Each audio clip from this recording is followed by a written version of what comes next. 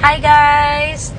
So I'm with Ellie right now. We just came from the vet and then I'm commenting on this comment para mabam si ate kasi she also needs to know update and kung anong gagawin para sa mga pets niya since 1 month na daw ganon yung na-experience. So this is related to my post last night, yung nangyari kay Ellie na para siyang umuubo, bumabahing ng pabaliktad.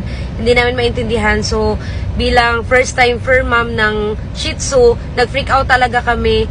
Hindi namin alam yung gagawin. Hindi rin namin alam kung anong nangyayari sa kanya kasi twice nang nangyari, magkasunod na araw pa.